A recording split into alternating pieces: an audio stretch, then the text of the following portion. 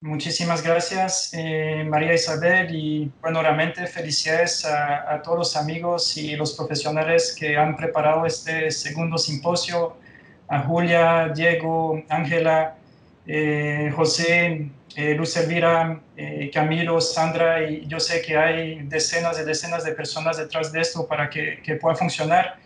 Realmente para mí es un privilegio ser el abrebocas de este simposio tan extraordinario, pero creo que lo que más me motiva es ser testigo de un momento histórico en el cual Colombia está apuntando a establecer su red de conectividad ecológica y ser parte de este momento, ser parte de este proceso. Es una suerte grande, es una muy buena oportunidad y bueno, les animo a todos y todas que participen de todas las actividades durante estas 2 semanas. Vamos a pensar conectividad, vamos a soñar conectividad, vamos a vivir conectividad durante 2 semanas por medio de cursos, de ponencias, de intercambios, de paneles y creo que definitivamente ese es el evento más lindo, más hermoso y mejor organizado de este año tan raro y tan diferente. Así que de verdad, muchísimas felicidades y gracias por el espacio. Solo quisiera confirmar que pueden ver mi pantalla y que me escuchen bien. Sí, Perfectamente, te Olivier. escucho. Buenísimo, muchas Audio y gracias. video. Perfecto, gracias. Entonces, bueno, para esta ponencia, igual estoy pasando las láminas, pero no sé si tengo el control. A ver, voy a pasar a la segunda. Listo. Voy a pasar diferentes temas y realmente lo que quiero hacer es hablar de mi experiencia un poco personal en diferentes ámbitos donde he podido interactuar con procesos que tienen que ver con conservación de la conectividad. Todo eso es experiencia personal y realmente hay dos cosas que a mí me apasionan en la vida, en el ámbito profesional, que es la conservación de la conectividad y las áreas protegidas, porque para mí son la mejor forma de vivir la naturaleza y la interacción que la naturaleza tiene con los seres humanos, con las sociedades, en un ambiente donde realmente estamos enfrentando muchísimas dificultades. Entonces, parte de este argumento es una historia personal, pero también es una recolección de diferentes ejemplos que espero pueden servir de insumos para el establecimiento de la red colombiana. Entonces vamos a hablar un poquito de cambio climático. Ya no estamos a inicios de los 2000, no hay que pasar 40 minutos sobre este tema, todos sabemos de qué trata realmente, pero creo que es parte fundamental de la argumentación. Y quiero resaltar también el valor de las áreas protegidas como soluciones naturales, ver un poco más en detalle qué es conservación de la conectividad, cómo se vive, cómo se come y más que todo ver cómo se aplica en la práctica, en el ámbito global, en el contexto de Mesoamérica y también la experiencia muy propia que vivo en Costa Rica, tanto en el ámbito muy local como en el ámbito nacional, donde precisamente también establecimos una red similar a la que se quiere establecer en el caso de Colombia. Vamos a ver un poquito sobre el tema marino también, porque creo que es muy relevante para Colombia en el contexto de las especies marinas migratorias y luego unos mensajes que espero también puedan servir de insumos para estas 2 semanas de trabajo intenso.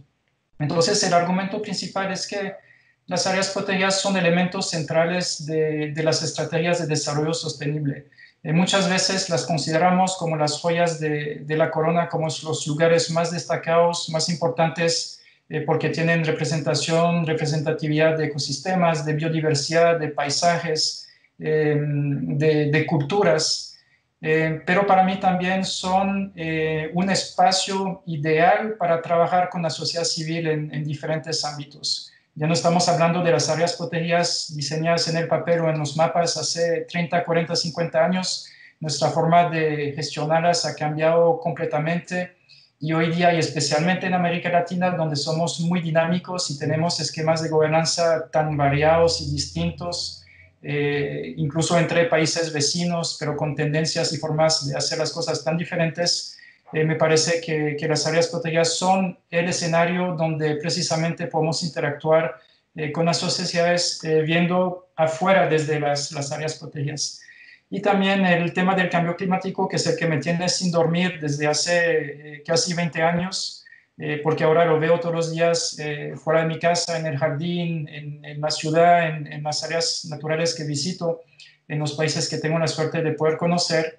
Y quiero hacer un pequeño paralelo con la situación actual de la pandemia, porque he visto cómo la gente se puede movilizar en los diferentes países, cómo están reaccionando y enfrentando los retos alucinantes que la pandemia nos está presentando, para demostrar que también cuando se quiere, se puede. Y lo que me entristece con la pandemia es ver tal vez la falta de colaboración en el ámbito internacional. Creo que hubiera sido el mejor ejemplo en la historia de la humanidad reciente, por lo menos, donde hubiéramos podido observar una sinergia de esfuerzos y una congruencia de agendas para resolver un problema universal y obviamente sumamente grave. Pero en fin, lo que quiero resaltar es este valor de las áreas protegidas como soluciones naturales. Cuando hablamos de cambio climático, no voy a pasar por la ciencia, como dije, todos la conocemos muy bien y estamos entre amigos platicando un tema que nos es para todos muy familiar, pero algunos de los síntomas tal vez más visibles, especialmente en América del Sur y en el Caribe y bueno, en toda nuestra región, como el derretimiento de los glaciares, la reducción de fuentes de agua, el incremento del nivel de mar con sus fenómenos de erosión. Si estuviéramos en Cartagena en ese momento, posiblemente estaríamos viendo cómo el mar se va comiendo poco a poco las áreas donde hay mayor desarrollo turístico, el calentamiento y la sequía de ecosistemas montañosos, los cambios en la productividad de los sistemas agroforestales y agrícolas, etcétera. Y cuando veo todos estos elementos que están aquí en la lámina, prácticamente cada uno de estos me lleva a pensar en términos de conectividad. Glaciares, gradientes altitudinales, páramos, cuencas intermedias y hasta cuencas bajas con el flujo del agua. La reducción de fuentes de agua, la relación entre los ecosistemas naturales y la necesidad que tenemos nosotros los seres humanos de poder beneficiar de los servicios ecosistémicos. Y podríamos revisarlos uno por uno y yo sé que casi prácticamente todos evocan de alguna u otra forma la relación con la conservación de la conectividad, los corredores biológicos y la forma en que estamos manejando nuestros paisajes productivos y de conservación. Trabajando con la UICN hay un argumento que siempre me fascina mucho y al cual siempre vuelvo en cualquier ámbito, y es la argumentación de las áreas protegidas como soluciones naturales. Esta fue descrita o propuesta en el 2010, hace una pequeña década, pero creo que es más vigente que nunca. Y les invito a que la lean. Hay diferentes niveles, hay una publicación completa, pero también hay extractos que son suertes de resúmenes ejecutivos para los tomadores de decisión, y siento que hay necesidad de aplicarlos y de bajarlos todavía a un nivel más del territorio para que todo el mundo lo podamos entender, dirigir y aplicar. Entonces, las áreas protegidas para mí son los elementos claves del paisaje, como hemos dicho, revisten múltiples valores sociales, culturales y económicos. Sin ellas, sencillamente no podemos vivir y no tendríamos posibilidad de poder desarrollar nuestras actividades sociales y económicas. Son el soporte para el bienestar humano y nos permiten seguir con nuestros modos de vida. Y en realidad constituyen una forma, una estrategia para enfrentar los retos del cambio climático.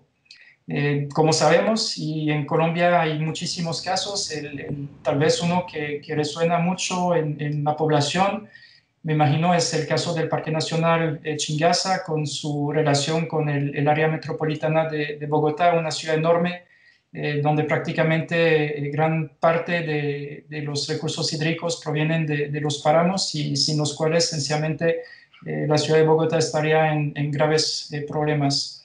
Entonces, en resumen, las áreas protegidas mantienen todos esos servicios ecosistémicos esenciales.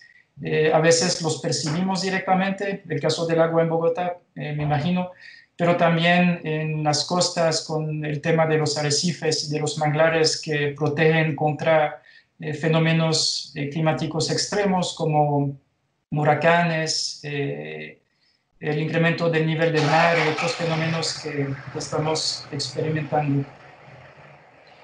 Y bueno, las áreas naturales protegidas aportan grandes beneficios a la humanidad. En los servicios de polinización ya estamos viendo casos de plantaciones de papaya, por lo menos en Costa Rica, donde hay necesidad de polinizar a mano para que se pueda producir papaya. Y me imagino que cada día estamos viendo más casos preocupantes en diferentes partes del mundo. Los ciclos del clima van cambiando, afectan los ciclos ecológicos y los procesos ecológicos y a su vez eso afecta enormemente la producción alimentaria de la cual dependemos todos para sobrevivir en este planeta. Los beneficios son múltiples realmente, pero para mí las áreas protegidas contribuyen a una economía más verde, ya generando energía, proveyendo servicios ecosistémicos, siendo fuentes de diferentes servicios de los cuales hacemos uso en forma cotidiana. Y más que todo representan un costo evitado, representan un ahorro en los procesos de mitigación y adaptación al cambio climático. En estos últimos días han salido varios artículos en diferentes journals donde la contabilidad de la inversión en conservación prácticamente es una fracción de lo que estamos pagando ahora en los últimos 5 meses para enfrentar los problemas que nos genera la pandemia del COVID-19. Entonces, cuando hablamos de que los bosques son los lugares donde todavía podemos posiblemente encontrar fuentes para componentes que puedan producir medicamentos, es una cosa, pero creo que esencialmente la contabilidad y el efecto que tienen nuestras economías en el ámbito nacional y global no se está percibiendo. Pero los gobiernos son conscientes, creo que en el ámbito internacional se está entendiendo. Lo que pasa posiblemente es que la implementación o la aplicación de estos mecanismos es sumamente compleja, demora algún tiempo y no hemos encontrado todavía la forma de hacerlo más eficiente. Ahora, conservación de la conectividad. Igualmente, la OICN publicó esta Biblia sobre la gestión y gobernanza de las áreas protegidas. Es una publicación enorme, son más de 800 páginas, la pueden descargar de forma gratuita en español, también en la página web de la OICN o de la Comisión Mundial de Áreas Protegidas. Y en esta publicación hay un capítulo entero sobre la gestión de la conectividad. Muy interesante y con bastante detalles. Desde la perspectiva científica, biológica, la conservación de la conectividad es realmente acerca del movimiento de los organismos, pero también flora, tanto como fauna, y de los procesos que en estos ecosistemas se pueden dar. Entonces, interacciones ecológicas, ecosistemas y procesos de disturbios naturales. El propósito de la conservación de la conectividad para mí es esencialmente motivar la colaboración intersectorial y conservar ambientes y especies sanos para el beneficio de las sociedades. Lo podemos hacer conservando y restaurando hábitats donde haya oportunidades y sea necesario o requerido para fortalecer procesos ecológicos y reparar de alguna forma lo que el ser humano ha roto de alguna forma. Permite mantener esa conectividad de los procesos ecológicos y evolutivos, no solamente de lo que estamos viendo ahora y percibiendo ahora. Bueno, soy una persona que trabajo con aves durante muchos años y veo la conectividad de la especie que a mí me interesa estudiar en el bosque.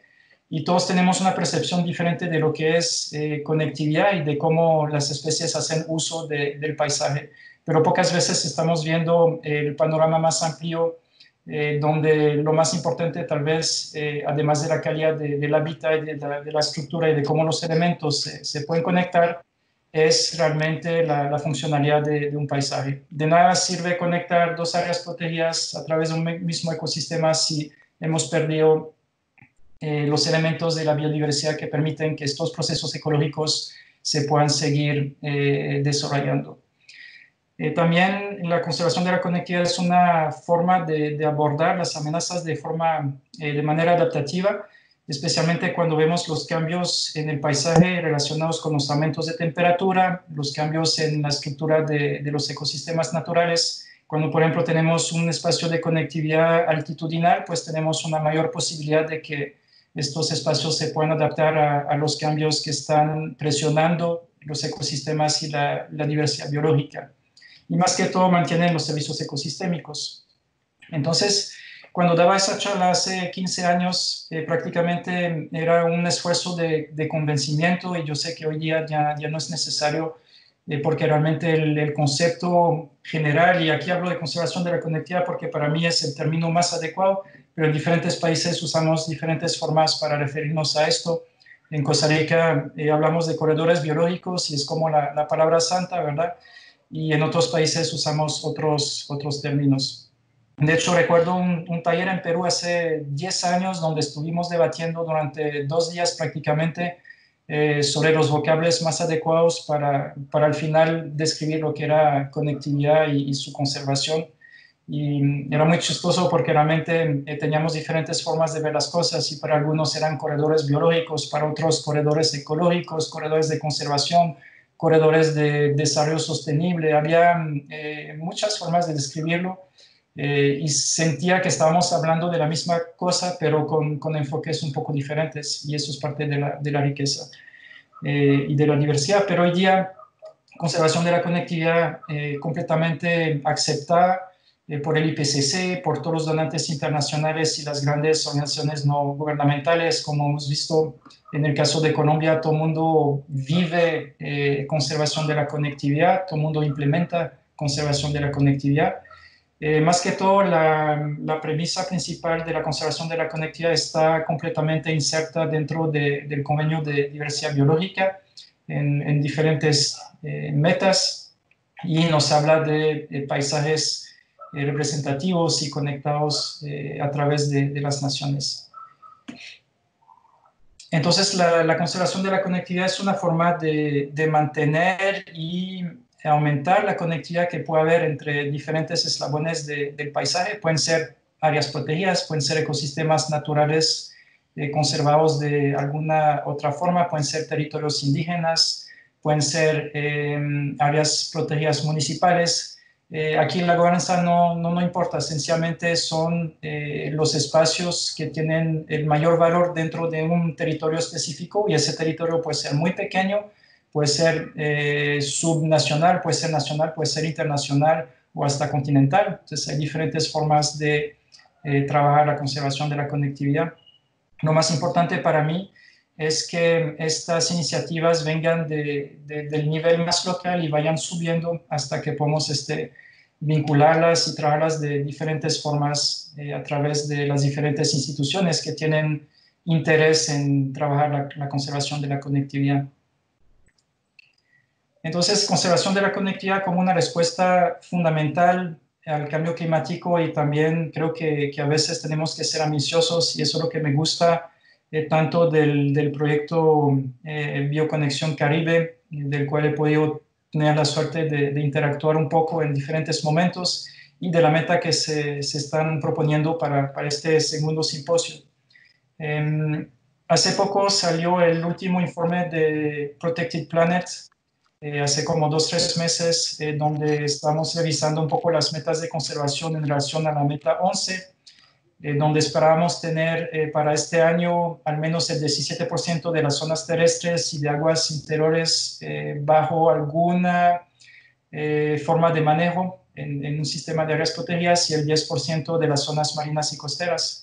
Entonces podemos ver en la parte izquierda de las gráficas que todavía estamos por debajo de estas metas que nos hemos fijado entre los países del mundo para el 2020, pero que en América Latina y el Caribe hemos hecho un esfuerzo bastante grande, y es de reconocer lo que se ha hecho en Colombia, en Chile, en Brasil, en México, en diferentes países de la región, para aumentar la cobertura de áreas protegidas, especialmente en el ámbito marino. Se han hecho esfuerzos destacables en nuestra región, pero eso no nos exime de seguir trabajando. Y la parte que a mí me preocupa más es la que podemos observar en la última parte de la gráfica a la derecha, donde dice Well Connected, y donde vemos que apenas un 7% de las áreas protegidas del mundo están descritas como bien conectadas. O sea, tenemos más y mejores áreas protegidas, pero no están siendo conectadas, no están respondiendo, digamos, a la necesidad que la naturaleza tiene de conectarse para permitir que todos esos procesos ecológicos se puedan seguir dando. Y recuerdo una ponencia de Camilo en el CAPLAC 3 el año pasado, donde precisamente estaba hablando de este tema y como que me abrió mucho los ojos porque esa parte ahora sí me tiene sumamente preocupado. Otra preocupación, por supuesto, es la efectividad de manejo, la que aparece en la segunda viñeta de esta lámina, donde vemos que muy pocas áreas protegidas están siendo gestionadas de forma eficiente. Por supuesto, hay estándares y formas de medir todo esto, pero nos da un indicador de que a pesar de que tenemos gran cantidad de áreas protegidas, son más de 220.000 en el mundo, muchas de estas no están recibiendo la atención que deberían de recibir. Aquí vemos el monitoreo de la meta 11 y de cómo los continentes, en este caso, están alcanzando la meta de Aichi de 17% de áreas terrestres protegidas y conectadas. Y vemos que, por ejemplo, en el caso de Sudamérica, estamos muy cercanos a alcanzar la meta. Nos hace falta un poco de recorrido, pero también hay otras partes del mundo como Asia en general, o África, donde todavía estamos más alejados de esta zona. Y en el mapa pueden observar los países con el porcentaje de superficie terrestre adecuadamente conectada, y eso es más allá de las áreas protegidas, obviamente. Se trata de ecosistemas, de una publicación de esa obra que fue que se reciente en Biological Conservation hace un par de meses también, donde podemos observar, por ejemplo, el caso de América Central, de Colombia, y cómo está la situación en otras partes del mundo. En la parte global, la conectividad en práctica, solo quería pasar rápidamente por algunos ejemplos que todos son de amigos y amigas que han trabajado de forma incansable en la Comisión Mundial de Áreas Protegidas, algunos desde hace mucho tiempo. Es el caso de Harvey Locke. Él es de Canadá, de la provincia de Alberta, y es uno de los fundadores de la iniciativa del Corredor de Conectividad de Yellowstone a Yukon. Entonces, Harvey es una persona que tiene una visión extremadamente grande y ambiciosa, y fue de estas personas que planteó las maneras y los mecanismos para conectar todo un continente, prácticamente desde Alaska hasta Estados Unidos, pasando por las rocosas en el oeste del continente del norte, pero incluyendo hasta partes de México. Y bueno, ellos han sido pioneros en muchos temas. Yo creo que todo el mundo tiene en la mente la famosa fotografía de los pasos elevados encima de las pistas para que grandes poblaciones de ungulados puedan transitar desde un parche de bosque a otro. Es bastante icónico, y bueno, han hecho muchos esfuerzos en la parte más salvaje, entre comillas, del continente de Norteamérica. Tengo una amiga, Tatiana Yashina, que vive en la República de Altai. Seguramente pocos de nosotros hemos escuchado el nombre de este país. Es una nación muy pequeña que está comprimida literalmente entre Rusia, Mongolia, China, Kazajstán. Es un país que está constituido por un 95% de montañas, y donde ella se vio forzada a trabajar la parte de conectividad en conjunto con los países vecinos, sencillamente porque la República de Altai es tan pequeña que muchas especies como el leopardo de las nieves depende completamente de sus movimientos con los países vecinos. Entonces, para ella ha sido un reto enorme trabajar desde el gobierno o la sociedad civil con grandes potencias como Rusia, como Mongolia, como China, pero lo ha hecho de forma admirable, llevando a cabo una iniciativa que se llama el Corredor de Megadiversidad Altai-Sayan. Tengo otro amigo muy querido, Nakur Chetri. Él trabaja para una organización intergubernamental que se llama ICIMOD, a través de las Himalayas, especialmente entre India, Nepal, Bután, Bangladesh, donde están utilizando trabajos de investigación y también de implementación a nivel local.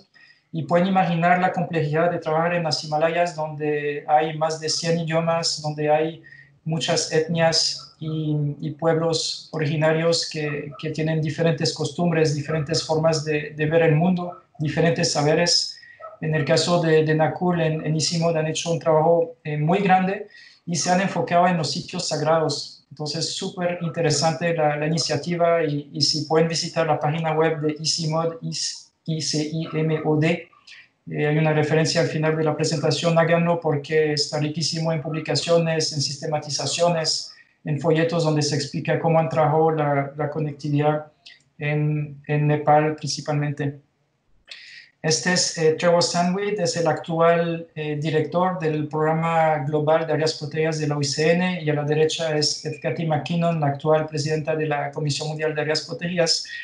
Esta foto era de un trabajo en conjunto que hicieron hace un par de años, pero Trevor, antes de trabajar con TNC y UICN, trabajó muchos años en África del Sur, de donde es originario, y está trabajando en una zona que se asemeja mucho a la zona mediterránea del norte de África, del sur de Europa, que se llama el Reino del Cabo Floral, y ha estado trabajando con finqueros directamente para diseñar esquemas de conectividad para poblaciones silvestres, pero con un enfoque de desarrollo sostenible. Ian Pursford desde Australia. Como todos ustedes saben, en Australia hay bastantes pioneros del tema de conservación de la conectividad, han desarrollado muchos experimentos extraños, ¿verdad? Hace más de 200 años con todas las especies invasoras introducidas una detrás de la otra y que han acabado con gran parte de la fauna nativa. Pero en conservación de la conectividad los australianos han generado muchísima información, muchos experimentos, han sido pioneros en bastantes temas, más en la parte académica a veces siento yo, y nosotros, por ejemplo, en América Latina estamos más enfocados a la gestión en el terreno, pero es sumamente interesante. Tienen una iniciativa muy grande que se llama el Corredor de Conectividad de la Cadena Montañosa del Este, que va de la península de York al norte, la puntita, hasta Tasmania, pasando por esa gran cadena de montañas en un paisaje que mide tal vez 2.500 o 2.600 kilómetros de largo, y lo que hacen es trabajar a través de diferentes niveles de gobierno provincial, federal, pero también con las comunidades locales. Entonces, esas son algunas de las iniciativas globales que hay en diferentes regiones del planeta. Siempre es bueno volver a estas y ver un poco qué se ha hecho al inicio y qué se está haciendo actualmente en estas que llevan, por ejemplo, 20 o 25 años de trabajo. Ahora quiero aterrizar un poco a Mesoamérica. De muchas formas me considero un hijo del corredor biológico mesoamericano. Siempre me encanta decirlo porque el Corredor Biológico Mesoamericano, o CBM, como nosotros lo hemos llamado siempre, ha sido una iniciativa, un proyecto de los países de América Central, y realmente el legado que ha dejado el CBM es una idea y un concepto. Es lo que más rescato y lo que más me ha gustado. Y me acuerdo que cuando culminó el proyecto oficialmente a través de los estados de la región de la CCAD, que fue en el 2005, 2006, 2007, no me acuerdo exactamente. Nosotros seguimos utilizando el logotipo del CBM durante una década prácticamente. Y a mí me encanta el concepto, me encanta la idea de conectar los países, las naciones y las personas que trabajan en pro de la conservación de la conectividad. Entonces, el resultado tal vez, o el resumen del CBM es mitigado. Ha dejado muchos efectos positivos en el terreno, en los países, pero ha sido implementado de forma distinta en diferentes países. Y tal vez lo que ha faltado en algún momento es mantener a través del tiempo una estructura que desde afuera se podía ver como un poco más burocrática. Era un proyecto grande que generó muchos fondos, pero que a veces tenía poca influencia en el terreno. Pero es muy interesante la experiencia y también hay bastante información sobre su sistematización en el sentido de que es una de las áreas donde se ha implementado realmente un esfuerzo entre 8 países para implementar un proyecto que realmente apuntaba a salvaguardar la conectividad entre áreas protegidas. Entonces inició con un enfoque muy clásico, como él de protección del jaguar, con la idea que venía gestando Archie Carr y otras personas sobre el corredor del jaguar, y la idea de que un mono podía bajar desde México hasta Tierra de Fuego prácticamente sin tocar piso, ¿verdad? Era esta visión tal vez un poco más enfocada a las especies, luego a los hábitats, ecosistemas, y de alguna forma la iniciativa del CBM se enfocó a aspectos mucho más sociales, pero ha sido implementado de forma distinta en los diferentes países. En el caso de Costa Rica, que es el que mejor conozco porque vivo aquí, ha sido descentralizado completamente y ha sido asumido por las bases y por la sociedad civil, y por eso creo que ha tenido bastante éxito, pero lo que funciona en un lado no necesariamente funciona en otro. En algunos otros países donde la estructura era más vertical, posiblemente ha tenido efectos al inicio, pero no ha perdurado en el tiempo por falta de asimilación de la idea y de los subproyectos por parte de la sociedad civil. Pero en fin, es un legado muy importante que nos ha guiado durante muchos años. Lo que quedó del CBM tal vez es que todavía, a pesar de todo el trabajo técnico que se realizó, de los muchos intercambios que se han realizado, y de verdad ha sido una plataforma donde hemos podido compartir con colegas de la región durante muchos años, y donde nos hemos formado al final y hemos podido compartir y aprender de los vecinos y vecinas. Pero uno de los efectos negativos es que a pesar de todo todavía tenemos una representación bastante pobre de algunos tipos de hábitat en las áreas protegidas, especialmente en el ámbito marino, dulceacuícola, en las elevaciones intermedias y en el bosque tropical seco. Y la otra parte es que se hizo un diseño de vacíos de conservación para un mundo estático. O sea, estamos considerando la información que teníamos en el 2002, era la información realmente del 98 sobre ecosistemas, elementos del paisaje, y se hicieron como para un mapeo regional de la situación del momento de las áreas protegidas, sin considerar, por ejemplo, los efectos del cambio climático. Y hoy posiblemente lo haríamos de una forma completamente distinta, tomando en cuenta escenarios de cambio climático, movimientos de especies y ecosistemas para tener una visión más plástica, más dinámica, más orgánica, donde podríamos tener, por ejemplo, límites orgánicos y plásticos, incluso de algunas áreas protegidas, para permitir que podamos mantener estos procesos. La iniciativa donde más participé es la del Corredor Biológico San Juan La Selva, en el norte de Costa Rica, cuando está trabajando con el Centro Científico Tropical, con Giselle Monge, mi esposa y compañera de lucha de 2 décadas. Y antes de hablar de San Juan La Selva, que igual habrá una ponencia más adelante durante el programa en esta semana, quería compartir un poco la experiencia de cómo hayamos establecido la red de conectividad en Costa Rica. Primero que todo, quiero decirles que ese movimiento de establecer una red de conectividad en Costa Rica nació de la sociedad civil prácticamente. Teníamos algunas organizaciones como el CATIE, como el Centro Científico Tropical, otras organizaciones locales donde queríamos apoyar a nuestro gobierno en la formulación de las políticas que tuviesen que ver con conservación de la conectividad. O sea, el gobierno estaba recibiendo algunos fondos de parte de la CCAD para implementar el CBM en Costa Rica, y se hacían talleres, reuniones, intercambios, sistematizaciones. Pero nosotros tuvimos esta visión de trabajar con el gobierno para empoderarlo y diseñar un programa que fuese más ambicioso y más incluyente. Entonces, el Programa Nacional de Corredores Biológicos como tal se estableció a través del Sistema Nacional de Áreas de Conservación dentro del Ministerio de Ambiente y Energía, y lo adoptamos y lo descentralizamos completamente al modelo costarricense, completamente abierto a la sociedad civil, donde había un espacio para que todos pudiésemos participar. Más que todo, Costa Rica ha hecho esfuerzos también en sus herramientas legales, y tenía una legislación que favorece la conservación de la conectividad. Por ejemplo, tenemos consejos locales de corredores, que son entidades legales de la sociedad civil que se forman y son reconocidas por el Estado para la gestión de los espacios de conectividad, o los corredores biológicos, como los llamamos.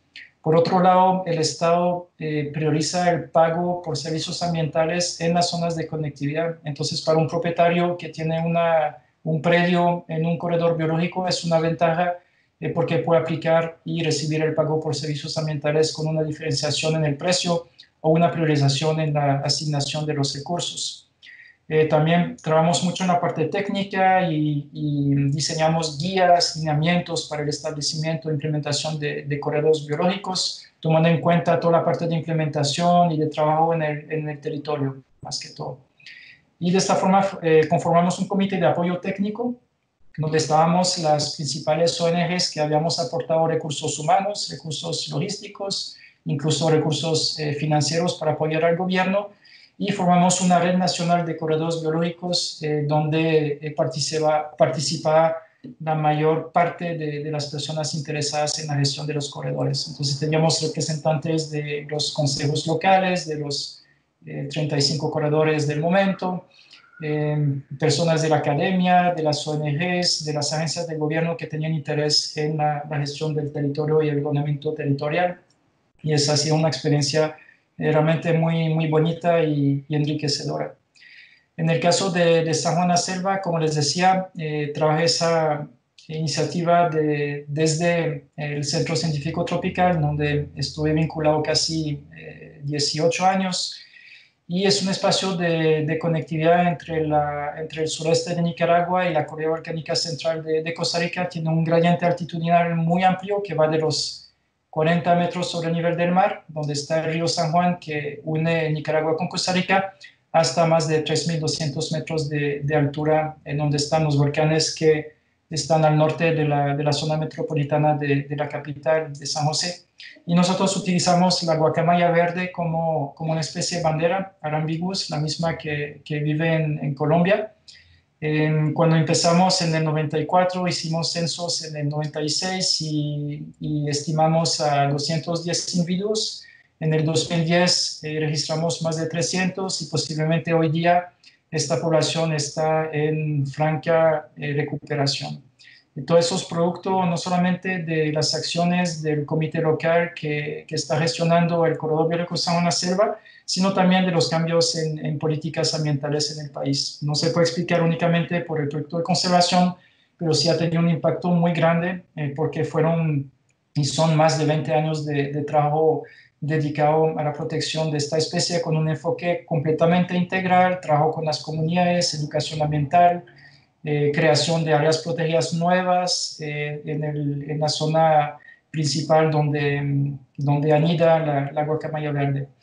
Entonces, algunos de estos elementos que tomamos en cuenta para diseñar el corredor biológico San Juan la Selva se basan mucho en la investigación científica que realizamos con la guacamaya verde durante un par de años previamente al establecimiento del corredor, y estas incluyen las necesidades espaciales de la especie, en este caso Arambiguus, porque era representativa de los bosques y los ecosistemas de esta zona, también porque era un vehículo para llevar la lucha para la conservación de un ecosistema que se estaba destruyendo por diferentes factores como políticas forestales inadecuadas, expansión de la frontera agrícola, tráfico de especies y otras típicas amenazas que podemos conocer en América Latina, el Caribe. Pero también usamos corredores migratorios de fauna conocidos, migraciones de aves rapaces, la conectividad estructural, por supuesto, calidad de hábitat y arreglo espacial de los diferentes elementos del paisaje, tomando en cuenta ecosistemas naturales, no solo bosque, de diferentes tipos, las áreas protegidas existentes, la creación de una nueva área protegida, como dije, las comunidades interesadas que quieran ser parte del límite del corredor biológico y que reclamaban ser parte de esta iniciativa, y límites geográficos también que pudiesen ser fácilmente identificables para facilitar la ubicación del territorio en el país. Entonces, volviendo a la discusión de Perú sobre los diferentes tipos de corredores biológicos, después de salir de esta reunión concluí que San Juan la Selva era un corredor biológico, era un corredor de biodiversidad, era un corredor de conservación y era un corredor de desarrollo sostenible, porque estamos atendiendo todas esas problemáticas con un enfoque completamente integral. Pero creo que lo más importante y rescatable de San Juan Selva es que es un espacio de gestión, es una plataforma abierta de concertación para la gestión de los recursos naturales para el desarrollo.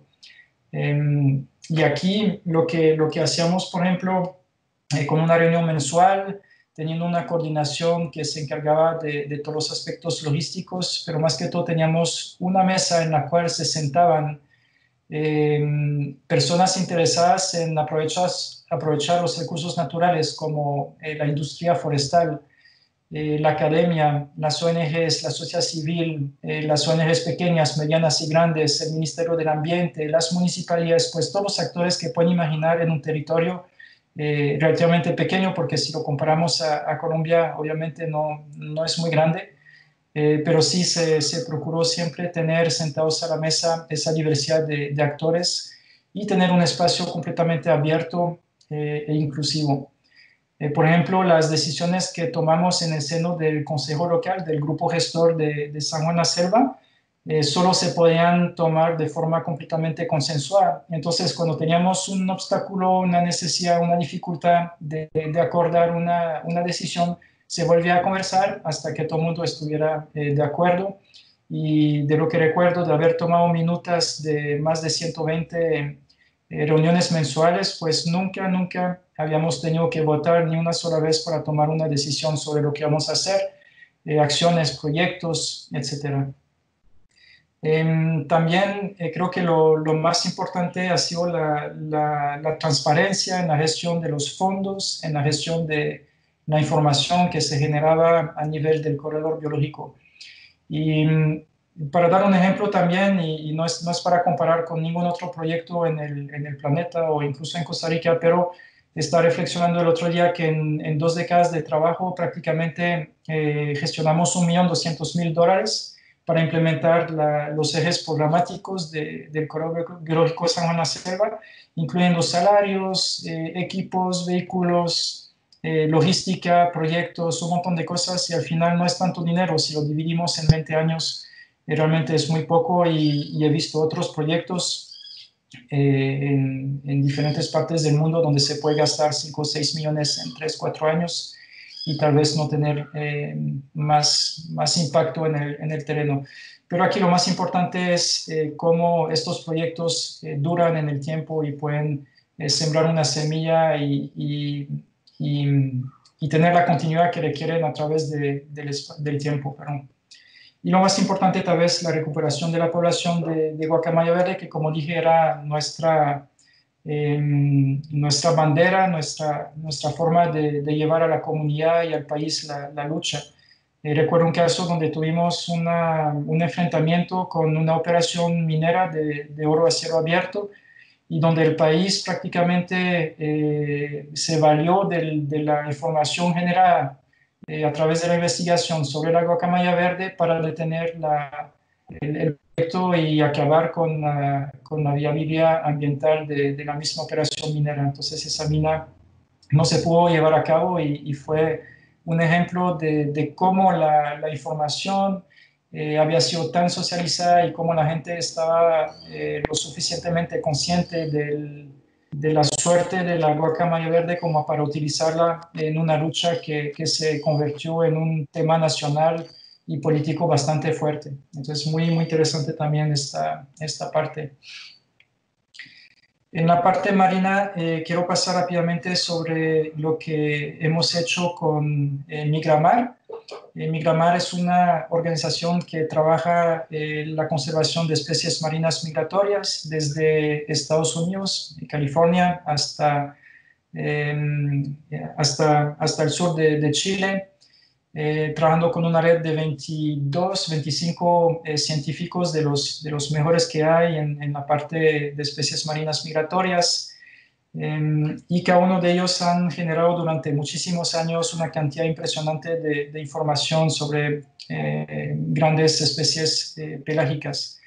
El enfoque principal de Migramar siempre ha sido y continúa siendo el Pacífico Este tropical, especialmente las zonas económicas especiales exclusivas, perdón, de Costa Rica, Ecuador, Panamá y Colombia, y por eso llevo el caso aquí, porque yo sé que probablemente saben bastante de esta iniciativa, pero es sumamente interesante y muy valiosa. Y es el lugar donde tenemos esas mega joyas de la corona, como Galápagos, como Malpelo, como Coco, ¿verdad? Que son sitios patrimonio mundial de la humanidad por excelentes razones y sitios de excepcional valor para la diversidad biológica marina, pero también temas culturales, como en el caso de Galápagos, por ejemplo. Y parte de la inquietud de Migramar era que muchos de los 25 investigadores, investigadoras, trabajan en estos sitios, como los sitios mejores protegidos, como el caso de Galápagos, un buen ejemplo de un área protegida marina sumamente bien manejada, con un modelo de gobernanza eficiente, eh, resultado, por ejemplo, digamos, de gestión de áreas protegidas en nuestro hemisferio. A pesar de esto, todos los estudios a través de los años, de los 80 hasta la última década,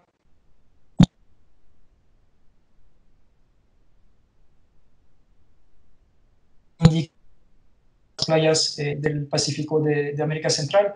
Entonces, si eso sucedía en sitios tan protegidos como Galápagos, ¿cuál era la suerte de estos organismos una vez fuera de las áreas marinas protegidas? Y esa es la pregunta.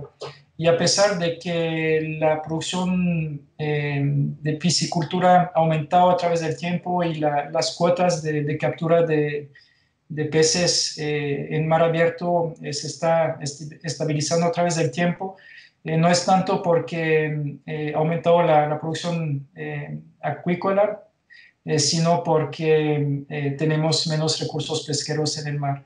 Y aún así la presión sobre estos recursos sigue siendo muy fuerte en muchos casos. Es el caso por lo menos en la zona económica exclusiva de Costa Rica. El Pacífico este tropical tiene una importancia biológica con poco parecido en el mundo, me atrevería a decir, por esa confluencia de corrientes cálidas desde el Golfo de Panamá y las aguas frías que vienen de la corriente de Humboldt y que, y que se chocan literalmente al oeste de Perú y especialmente en Galápagos, donde hay movimientos de temperaturas y afloramientos muy especiales que hacen que la riqueza biológica es sumamente impresionante.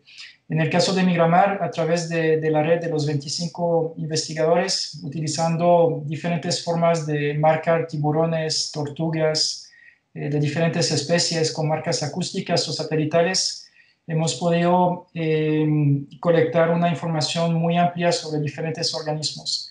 Aquí solo quiero enseñarle el ejemplo de los tiburones martillo, porque estos están haciendo uso de un tipo de mega autopista acuática que une Malpelo a Galápagos, Galápagos a Coco, incluyendo migraciones internas, para decirlo de esta forma, en la zona de Galápagos, donde podemos observar esos movimientos a través de las temporadas del año. Se congregan y se aglomeran en Galápagos, en Coco, en Malpelo, y se desplazan entre estos diferentes sectores del paisaje. Entonces aquí hay una conectividad del tiburón martillo, es fenomenal y muy bien documentada, y así va para diferentes especies. Entonces lo que hicimos en Migramar sencillamente fue sobreponer toda la información de movimientos de estas especies, más de 1.500 organismos marcados a través del tiempo en un poco más de 10 años, y lo que pudimos constatar es esta densidad, digamos, de movimientos y presencia alrededor de Coco, alrededor de Galápagos, alrededor de Malpelo y alrededor de Coiba en Panamá. Entonces, estos lugares son realmente los imames que atraen estas especies, donde ellas están tranquilas y se pueden descansar un poco antes de iniciar sus viajes y tener que guardarse de la pesca en esos otros territorios. Entonces, con Migramar diseñamos una iniciativa de migravía, como la llamamos, o para decirlo de esta forma, la conectividad marina o swimways, como dicen en inglés, y hay uno entre Galápagos y Coco y la otra entre Coiba y Malpelo. La de Galápagos Coco está un poco más avanzada que la de Coiba Malpelo, pero en realidad la Coiba Malpelo ya existe de forma natural porque ambos países, Panamá y Colombia, han ampliado sus redes de áreas protegidas en la parte limítrofe entre ambos países. Pero al final lo que Migramar hace a través de las migravías no es solamente documentar esos movimientos de las especies marinas migratorias, sino también mover a los países brindando la información científica para que estos países, los 4 países de la cuenca, puedan tomar decisiones sobre cómo hacer más efectiva esa conservación de la conectividad.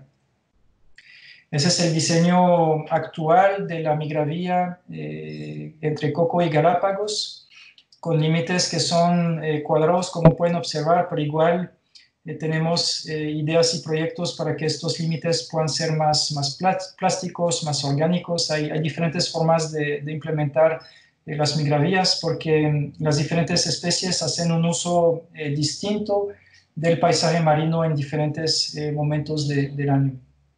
Entonces hay bastante información sobre esto y les invito a descargar la información que tiene Migramar.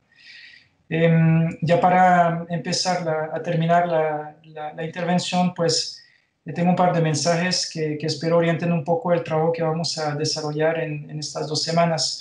Primero que todo, y creo que lo más importante, por lo menos de lo que yo he podido vivir con mucha suerte en diferentes ámbitos nacionales y regionales, es recurrir a un abordaje integral de la gestión de la conservación, y yo sé que todos ustedes lo entienden y lo viven de forma diaria, porque la conectividad requiere precisamente de este enfoque integral, transfronterizo, en los casos donde conviene, con un abordaje multidisciplinario, interdisciplinario. Ya no es un asunto de los biólogos, de los ecólogos, es un asunto de la sociedad civil, de los gobiernos, de los poderes, de los niveles municipales, nacionales, internacionales.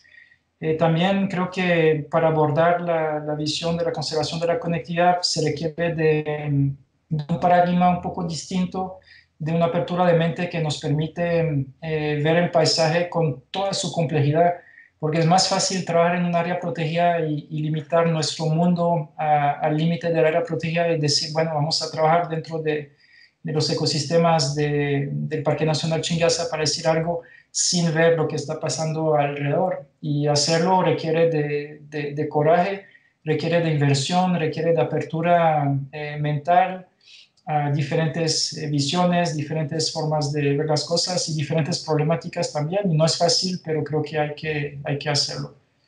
Y hay que pensar en grande muchas veces. También una ventaja me parece en ese momento es que la aceptación del discurso sobre la emergencia de los impactos del cambio climático nos ha de cierta forma puesto el interés político de los países, no solamente de los gobiernos centrales, sino también de los gobiernos locales, sobre las áreas protegidas y los recursos marino-costeros en general. Somos más conscientes y creo que cada vez más entendemos la necesidad de trabajar a escala de paisaje cada día más. Parte de la problemática, pues la urbanización, la inmigración que han afectado las zonas que son más delicadas, como las de alta pendientes en zonas montañosas, o las que son más vulnerables a cambios demográficos, como en las zonas costeras o marina, pues está agregando más presión sobre estos paisajes. Y es ahí donde la conservación de la conectividad brinda elementos que nos permite responder de forma activa y no tanto pasiva. Para fortalecer la agenda para la conservación de la conectividad, pues hay un asunto de mucha urgencia, por supuesto. Creo que tenemos una ventana que se está cerrando y en pocos años se va a cerrar de forma prácticamente definitiva. Posiblemente llegamos a un umbral del cual no podamos volver atrás, así que hay que hacerlo y hacerlo ya. Pero primero que todo es la adopción de un enfoque regenerativo para el desarrollo. Ya no podemos seguir con el mismo modelo. Estamos viendo sus límites y cómo estamos rebasando todos los límites permitidos, los límites planetarios. ocupamos estrategias específicas para biomas que son muy vulnerables, como selvas, montañas y océanos. También necesitamos y requerimos de compromisos firmes de las naciones en el marco de la cooperación transfronteriza. Y eso requiere una visión regional para la conservación de la conectividad. Y espero que igualmente en estos días que vamos a estar hablando mucho del caso de Colombia, siempre tengamos en mente los impactos de lo que hagamos en Colombia sobre los países vecinos, ya sea, me imagino, con todos los proyectos de conservación y desarrollo sostenible que hay en la cuenca amazónica, pero también, por ejemplo, a través de Bioconexión Caribe y los impactos que vamos a tener sobre el Darién en Panamá. Creo que hay muchas formas de concentrar el trabajo en Colombia, pero siempre tener pendiente y en la mira estos impactos con lo que sale de nuestro límite territorial, que al final es Colombia en este caso. A nivel de acciones y políticas, requerimos de una gestión eficiente del recurso hídrico en general, más inversiones verdes. Hay que pensar también en el contexto de la conservación de la conectividad sobre los temas relacionados con la gestión del riesgo y de los desastres. Creo que muchas veces se empatan precisamente con esos espacios de conectividad, deslizamientos, huracanes, ¿cómo se llama? Inundaciones y muchos fenómenos de estos que fluyen a través del paisaje y muchas veces son congruentes con los espacios de conectividad.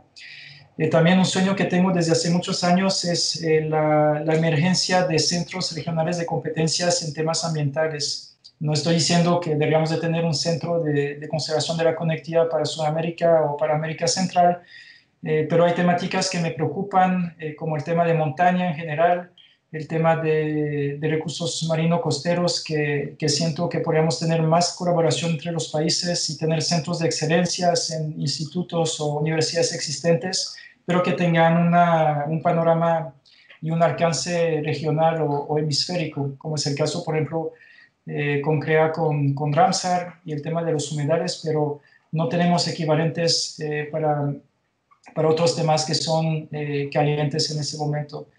Igual seguimos con la necesidad de tener más áreas protegidas con diferentes esquemas de gobernanza. No tienen que ser todas estatales, pueden ser privadas, pueden ser gestionadas y comanejadas por poblaciones locales, indígenas, de ámbito municipal o diferentes, y ampliar las que se puedan hacer con la participación de la sociedad civil y con miras a esos espacios de conectividad. Al final hay diferentes formas de hacerlo. La gobernanza tiene que ser adaptada y desarrollada en diferentes ámbitos. Hay que facilitar a las comunidades el acceso justo a los recursos y compartir los beneficios de su uso de forma equitativa. Y es una queja en muchos países y muy legítima de cómo acceder a esos espacios de toma de decisión. Pero principalmente hay que involucrar a las comunidades y poblaciones marginalizadas en todos esos procesos de toma de decisión. Creo que es la única forma de que un proyecto pueda salir adelante, es siendo inclusivo de forma honesta, y a pesar de las dificultades. A veces nos sale de nuestra zona de confort, no es nada fácil, pero creo que hay que hacerlo. Hay que aumentar el impacto que tenemos con el sector privado, involucrarlos. Son muchas veces el sector más beneficiado de la conservación de los recursos naturales y en muchos casos los que menos contribuyen, pero cada día el sector privado está más identificado con las necesidades de conservación de la naturaleza, y creo que hay una gran oportunidad. Y lo he visto mucho en Colombia, me parece, con el tema de las corporaciones y de cómo logran en muchos casos agregar o traer con el sector corporativo o el sector privado para aumentar los impactos de proyectos. Y bueno, hay que reconocer la vulnerabilidad de los ecosistemas de montaña y costeros especialmente, que son los que me preocupan muchas veces. Entonces, al final, creo que la conectividad a lo largo de los diferentes ecosistemas, gradientes altitudinales, regiones, países, es una necesidad, y creo que más que todo es una solución a escala de paisaje. Y ahí siempre hay diferentes niveles, pero creo que es nuestra esperanza en el ámbito continental si Colombia no hace su trabajo y Panamá y Costa Rica y Honduras y Nicaragua y todos los países, realmente vamos a seguir trabajando en nuestras burbujitas, pero no vamos a permitir que todos esos esfuerzos se visualicen y tengan un impacto mayor en el ámbito ecológico, esencialmente, porque los organismos no conocen fronteras, no tienen pasaportes y necesitan de la colaboración de los países para poder prosperar. Y el enfoque paisaje precisamente es lo que ofrece, un marco de actuación integral donde todos podemos participar, sociedad civil, gobierno, las diferentes instancias que lo permiten. Entonces, es cierto que ha habido un cambio en la perspectiva de cómo se trabaja la conservación. Si lo comparamos con hace 20 años o más atrás, pues estamos en una situación completamente distinta, pero eso hace también que nuestro trabajo en general sea mucho más complejo, porque ahora la diversidad de actores que quieren participar es mucho más amplia. Las personas están siendo más empoderadas, saben de qué hablan, quieren participar también y brindar los espacios para que todos y todas puedan participar no es sencillo, no es fácil. Puede hacer que los procesos sean más lentos, pero creo que a la postre estos procesos van a ser más eficientes.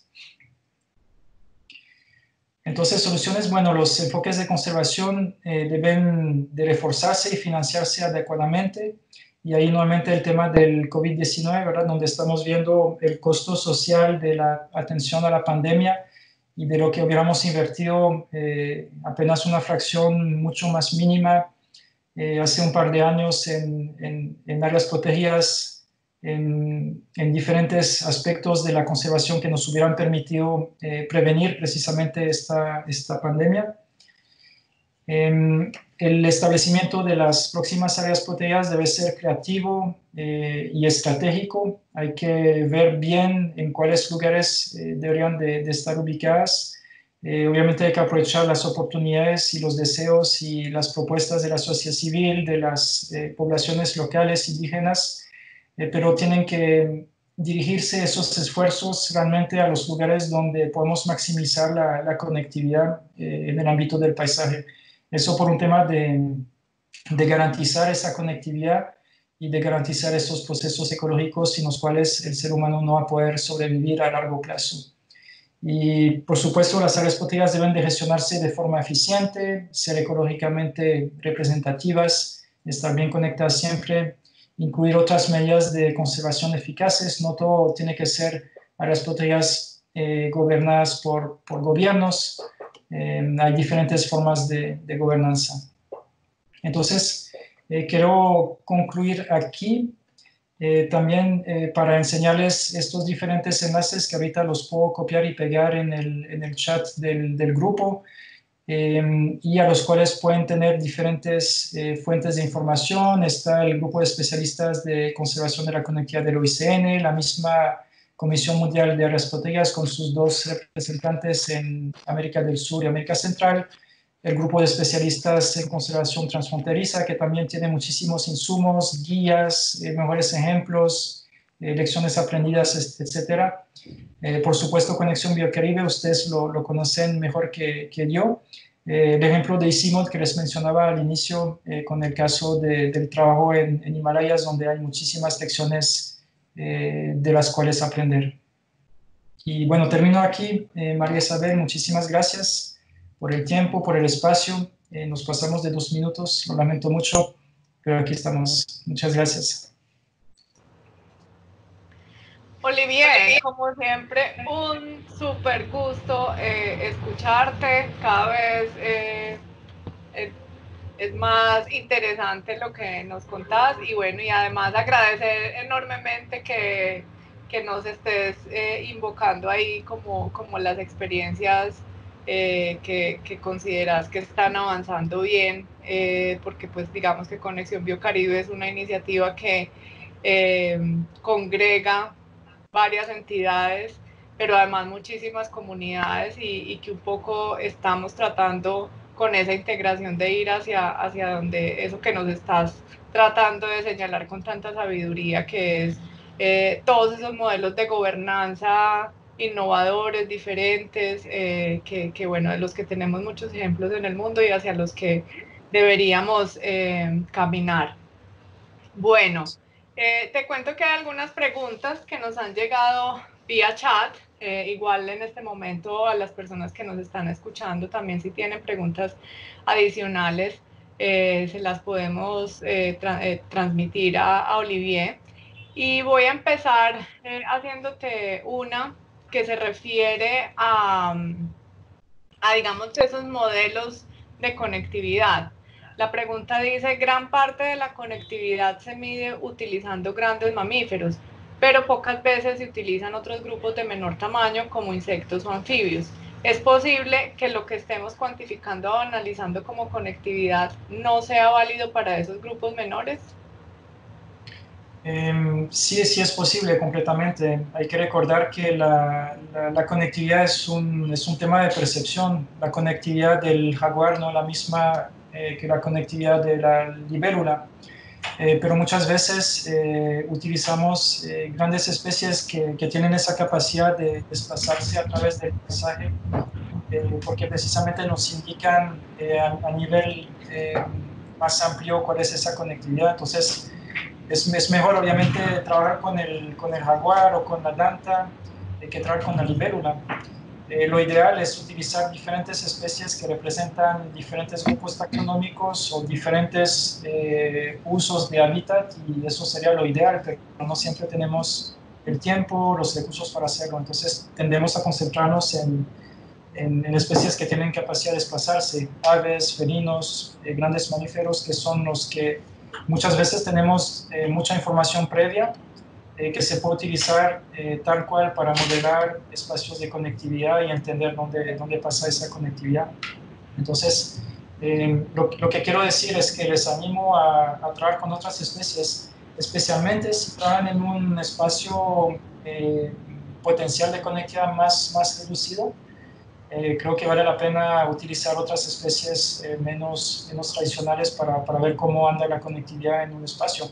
Lo podrían hacer en el campus de una universidad, por ejemplo, en donde hay reductos de árboles y una quebrada y un paisaje alterado, pero donde sobreviven especies silvestres.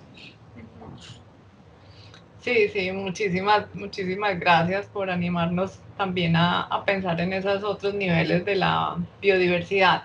Bueno, la siguiente pregunta es de esas preguntas que todos los días nos asaltan a los que estamos trabajando en estos temas.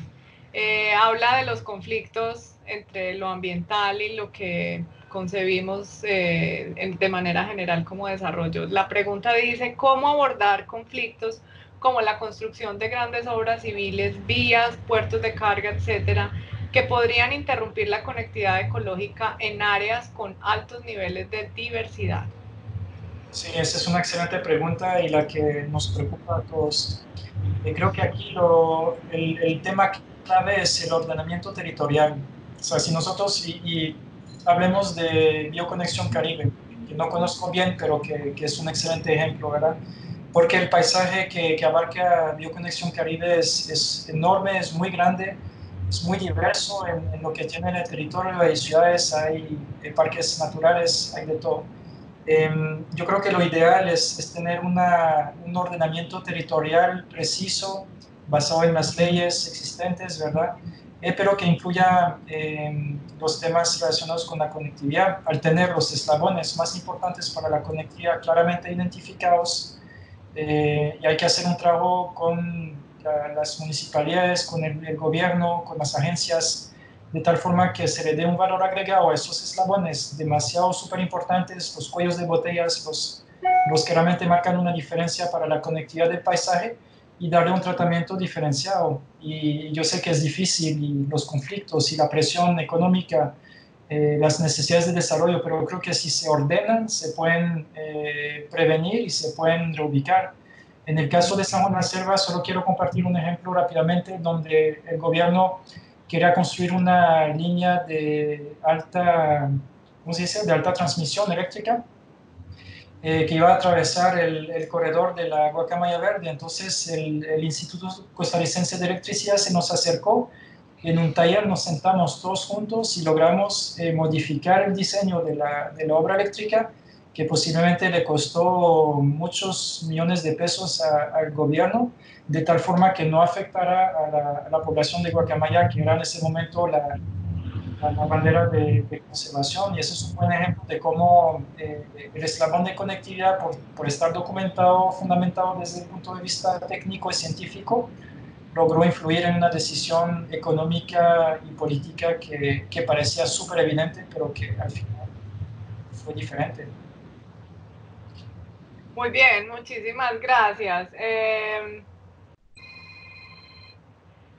La siguiente pregunta, bueno, quería también un poco sobre esa pregunta de cómo resolver esos conflictos, mencionar algunas herramientas que en Colombia pues vienen funcionando. Estamos tratando de conocerlas muy bien y de ponerlas en función y a favor de los temas de conectividad, que son todos esos mecanismos de compensación que el Ministerio de Ambiente y la Agencia Nacional de Licencias Ambientales ha definido para las obras de infraestructura. Y también hay allí, digamos, una oportunidad de digamos, poner a jugar en favor de la recuperación de la conectividad, esas compensaciones. De eso pues también venimos avanzando en algunas cosas en el Caribe, en alianzas con la Asociación Nacional de Industriales de Colombia y con otras empresas que, digamos, creen en este tipo de procesos y le apuestan, y a través de sus compensaciones también quieren invertir en conservación y recuperación de la conectividad. Bueno, ahora hay una tercera pregunta, Olivier. Es un poco específica para Colombia como está planteada, pero bueno, hay varios casos en el mundo. Creo que Costa Rica también ha estado empezando a trabajar el tema.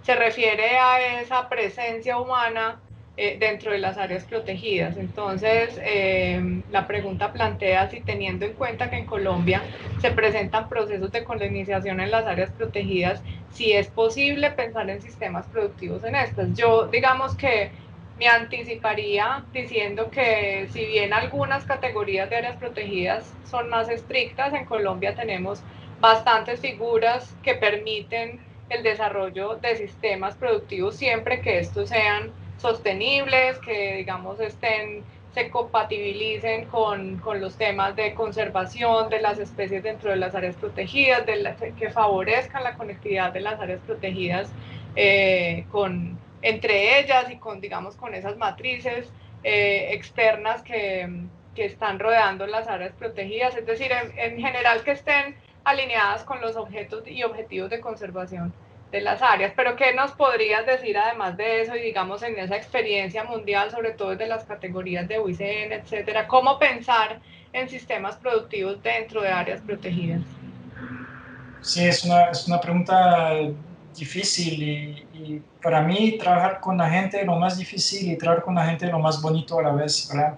Muchas veces vamos al campo y queremos estudiar la ranita arlequín o la danta, y al final terminamos en las comunidades tomando mucho café, comiendo muchas empanadas, engordando en lugar de sudar en el bosque, y eso es lo que pasa, ¿verdad? Y cada vez que interactúas o conversas con una persona de una comunidad, tu percepción sobre las cosas cambian, obviamente. Nos enfrentamos a realidades distintas y entendemos que las cosas no son como las pintamos en el experimento de la publicación que queramos hacer. Aquí lo que recomiendo es tener esa sensibilidad y estar abierto, escuchar y tratar de llegar a esos consensos. Yo pienso que hay umbrales que no podemos pasar, o sea, un parque nacional, si se dice que no se puede, bueno, no se puede, no hay cómo discutir, hay que defenderlo de la mejor forma, pero siempre hay que buscar el diálogo.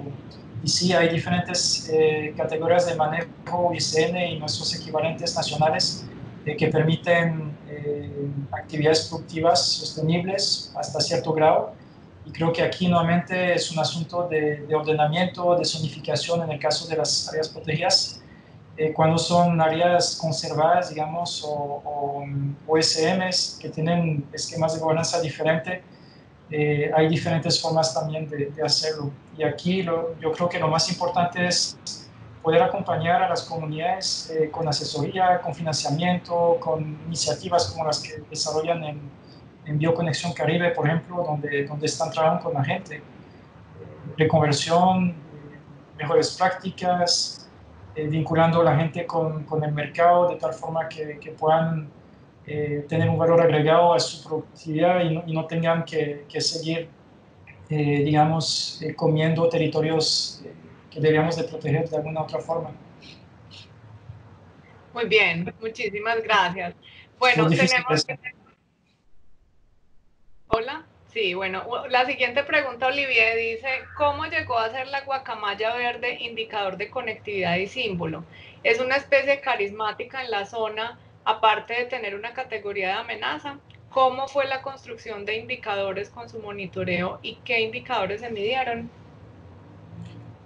Muchas gracias por la pregunta. La guacamaya verde en Costa Rica, Nicaragua, depende prácticamente en un 90% de una especie de árbol que es Ipteryx panamensis. Creo que también esa especie. Entonces, para cuidar, para alimentarse, depende del almendro de montaña, el Ipteryx panamensis. Entonces, lo que hicimos fue una caracterización del hábitat, medir la fenología del almendro, la producción de frutas, el uso que hacía la guacamaya del territorio a través de estudios de telemetría durante 10 años, pero a partir del quinto año ya teníamos mucha información. Lo que estamos viendo, analizando, es que una pareja de guacamaya ocupaba más o menos 550 hectáreas de territorio durante la temporada reproductiva y que no tenía ningún traslape con otra pareja anidando en el mismo tiempo. Entonces extrapolamos esa información en relación a la calidad de hábitats, digamos, de diferentes calidades, y esa fue la información geoespacial, digamos, principal que nos permitió diseñar la primera versión del corredor biológico, una forma de garantizar la conectividad funcional para la guacamaya verde, que era la especie que estaba en proceso de desaparición completa por la presión que había sobre su especie de árbol. Entonces, al trabajar con la forma que estamos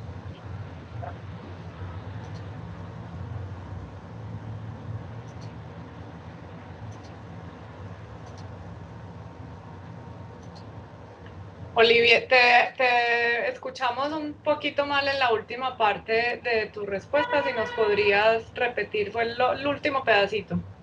Ok, el último pedacito era que al final estábamos utilizando la lapa verde, preocupados por su decline poblacional y su pronta desaparición, para tener una imagen del estado de salud del ecosistema. Y que al usarla como proxy, la guacamaya verde, igual que se hace con los grandes felinos, nos dio una imagen bastante real de lo que pasaba en la complejidad de los diferentes factores que forman el ecosistema. Bien, muchísimas gracias. Bueno, otra pregunta que te hacen por el chat, Olivier, es si se ha realizado algún estudio de conectividad en áreas protegidas donde se colinde con monocultivos como la palma africana. Sí, en el caso nuestro en Costa Rica, igual con la guacamaya verde, teníamos un paisaje fragmentado con bosques y zonas de pastos, que eran fincas que se habían deforestado en los años 60 para ganadería, pero con terrenos sumamente malos y poco productivos. Y entonces se hicieron fincas grandes y al final se empezaron a abandonar y nunca hubo mucha ganadería. En los años 90 y hasta inicios de los 2000, la principal amenaza era la deforestación por el alto valor de las especies forestales que teníamos en este paisaje. Pero a partir de los años 2005-2006 se dio el auge de la piña. En nuestro caso no tenemos palma africana en esta zona, pero empezó a desarrollarse el avance de la piña, y hoy día donde había pasto, o donde había potreros con árboles aislados, lo que tenemos ahora es un mar de piña prácticamente. No hemos hecho estudios directamente sobre esto, pero el impacto que tiene la actividad piñera en esta zona es muy fuerte. Y eso también nos enseña que los frentes de amenazas son muy cambiantes. Nosotros prácticamente cada 10 años tenemos una amenaza que va cambiando poco a poco y las dinámicas y la presión es distinta. Entonces hay que estar preparados y siempre poder reaccionar de forma positiva y reactiva, entrando con la gente. Muchísimas gracias.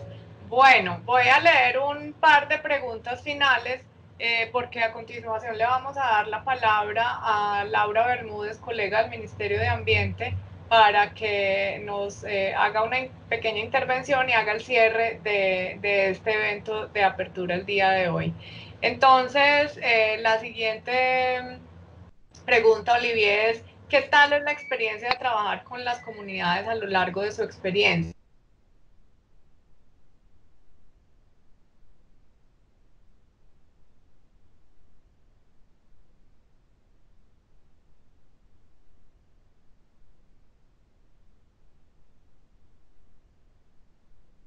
Es muy personal y diría que para mí ha cambiado a través del tiempo. Como dije, para mí trabajar con la gente es lo más bonito de todo. O sea, disfruto de estar caminando un bosque y ver aves y lo que sea y sentarme solito a apreciar la naturaleza. Pero cuando estamos trabajando en conservación es trabajo con la gente todo el tiempo, de alguna forma, ya sean locales o de otra instancia. Y al inicio tenía una visión tal vez un poco más romántica, ¿verdad? Del trabajo de conservación y de cómo se hacen las cosas en el terreno. He tenido experiencias increíbles, de mucho cariño y he hecho muchos amigos en comunidades locales. También he sido objeto de amenazas de muerte y he pasado accidentes y estuvo cerca de perder la vida en alguna ocasión por temas que no dependían de mi persona, pero yo era la figura del gringo que venía de afuera a imponer medidas de conservación y bueno, pasé momentos difíciles. Y ahora mi visión es de que no es solo conservación por sí, por los ecosistemas y las especies. Ahora es conservación para que podamos sobrevivir como especie humana. Mi amor por la naturaleza es todavía más grande que al inicio, pero mi discurso es diferente. Yo creo que todos entendemos la necesidad de conservar para nuestro propio bien y creo que ese mensaje ha avanzado bastante y ahora ese es mi discurso, digamos. Listo, muchas gracias, digamos, como habitante de este mundo, por ese esfuerzo, digamos, que hacen personas como vos para defender y promulgar el amor por la biodiversidad. Bueno, hay algunas otras preguntas en el chat, pero vamos a hacer la última y esta tiene que ver con ese tema que nos viene interesando tanto y que nos conecta sobre todo en ese corredor mesoamericano que es el asunto de la conectividad marina. La pregunta dice, la migravía, ¿qué figura tiene para evitar la invasión de barcos pesqueros foráneos y cómo la protegemos? Exacto, esa es la pregunta más delicada y la que no hemos podido responder todavía. Lo que Migramar ha hecho es brindar la información científica donde la evidencia es contundente y dice exactamente dónde, cómo y por qué. Ahora, a través de la plataforma Pacífico, a través de los ministerios de ambiente de los 4 países, incluyendo también otros ministerios como los que están encargados de la vigilancia de costas, guardacostas y otros están trabajando en conjunto, a paso lento, sí, pero a paso firme como para ver cómo podemos maximizar esta eficiencia en el control de la pesca. Por ejemplo, se usa el modelo de Galápagos, donde únicamente pescadores locales tienen derecho de pescar en la Reserva Marina Galápagos. Y lo que se está pensando es en desarrollar modelos de zonificación para la migravía, basados en posibles vedas temporales o en ciertos momentos del año donde sí se puede o no se puede, y algunas zonas que corresponden a montes submarinos donde hay una congregación muy grande de organismos, son como mini galápagos o mini martelos submarinos que son súper claves y que si se explotan realmente van a romper completamente esa para que son los lugares que deberían declararse algo como una categoría de manejo 1 o 2, aunque son montes submarinos, y estar excluidos de cualquier esfuerzo de pesca. Y obviamente ese es un tema tan delicado como complejo y difícil de tratar, pero creo que aquí nuevamente los países tienen que dar un compromiso muy firme y tienen que hacerlo. Es ahora o nunca, y muchas veces esos lugares no son los que benefician a donde la actividad pesquera no beneficia de forma económica a nuestros países. Olivier, muchísimas gracias de nuevo por compartirnos todos esos conocimientos y sobre todo por la gran sensibilidad que siempre le pones a todas tus intervenciones y digamos que a todos estos temas científicos, cómo pensarlos en función de la gobernanza y de que se hagan realidad a través del trabajo con las comunidades. Yo quiero en primer lugar darle un agradecimiento muy especial a todas las personas que continúan conectadas con nosotros hasta esta hora, incluso habíamos programado solo hasta las 6:30 de la tarde, ya van siendo casi las 7 de la noche, entonces muchas gracias por su interés, esperamos que mantengan este interés en el resto de todas las actividades que vamos a tener programadas durante los próximos 15 días, no vamos a estar con vista al mar como hubiéramos querido cuando nos imaginamos este simposio de manera presencial, pero creo que hacerlo de esta manera más larga, más tranquila, también nos puede permitir generar muchas más discusiones bastante interesantes.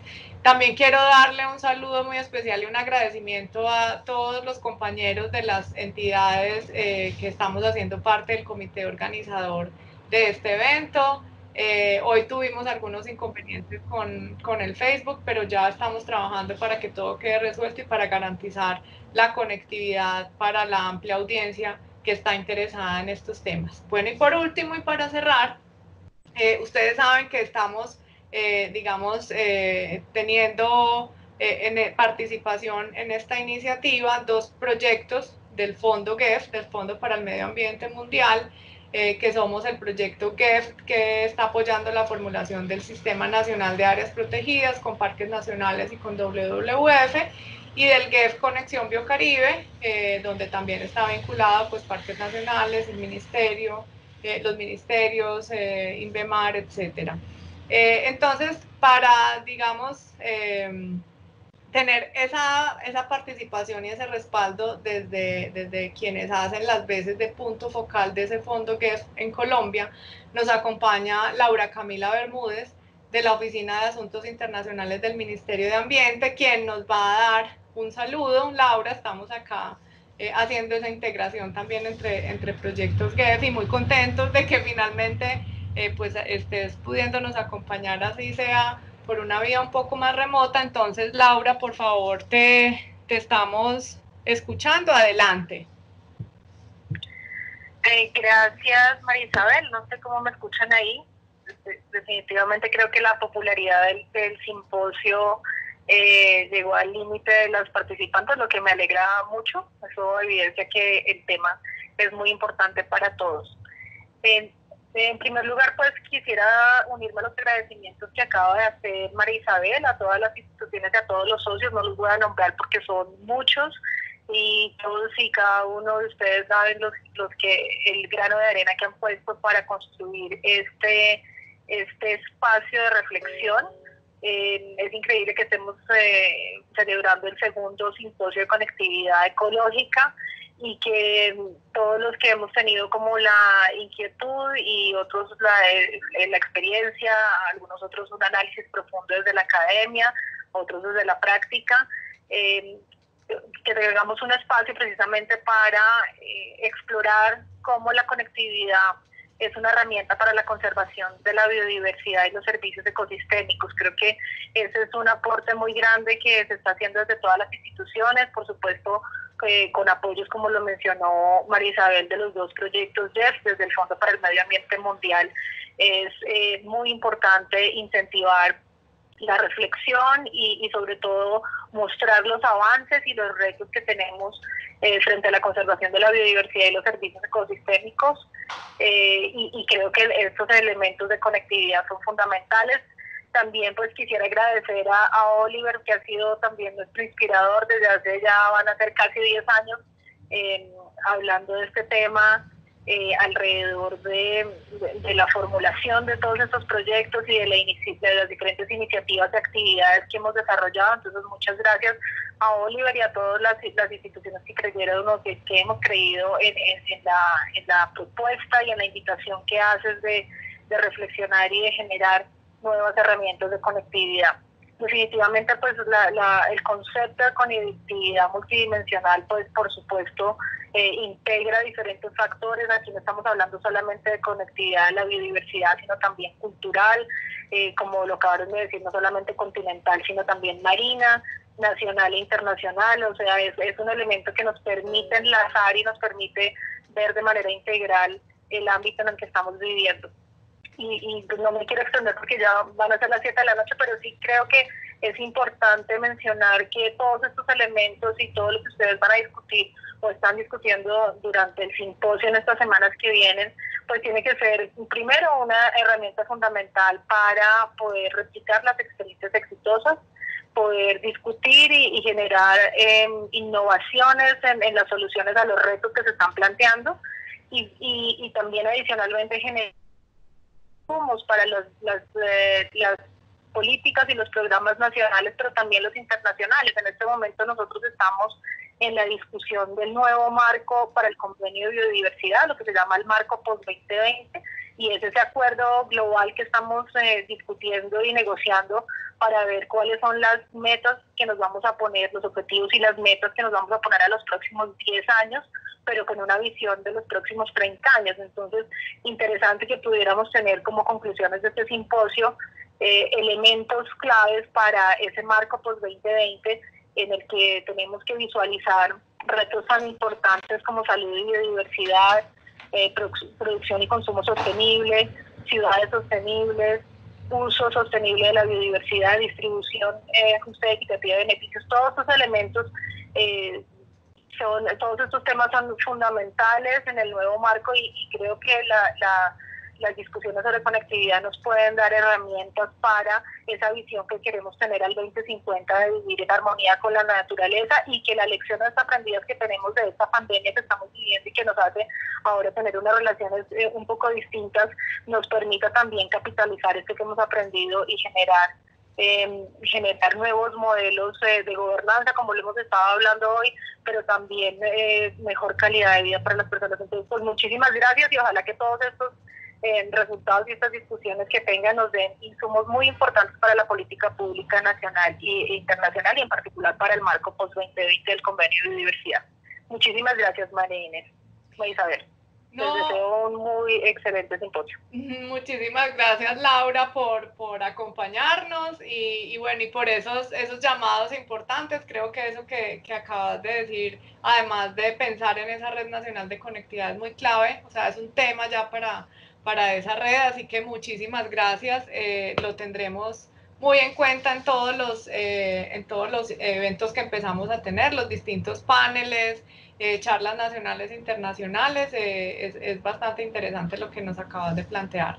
Nosotros hoy nos quedamos con esa frase tan ilustrativa de Olivier, las áreas protegidas como soluciones naturales. Con lo que estamos iniciando hoy se refuerza la institucionalidad, y tenemos que ver que tenemos en nuestras manos un escenario para fortalecer las herramientas para la conservación de la biodiversidad y los servicios ecosistémicos, para impulsar esa conectividad socioecosistémica tan necesaria en Colombia. Entonces, les agradecemos muchísimo, les deseamos muy buenas noches. Recordarles que tenemos a través de Facebook, de Instagram, de la página web, va a estar quedando colgada toda la información que que se va a estar transmitiendo, así como las ponencias de las personas a quienes les fueron aceptadas las ponencias en los distintos paneles, todo lo van a ir pudiendo encontrar a través de estos medios, y los invitamos a que nos compartan y publiquen durante todo el simposio, etiquetándonos como 2 Simposio de Conectividad Ecológica. Muchísimas gracias, que tengan una muy feliz noche, sigan cuidándose mucho y los esperamos en nuestra próxima actividad de esta semana. Los cursos, ya como han anunciado por el chat, la participación ya está a su máxima capacidad, pero todas las demás actividades están completamente abiertas para quienes se quieran conectar por los distintos medios que estamos disponiendo para ello. Muchísimas gracias y que descansen.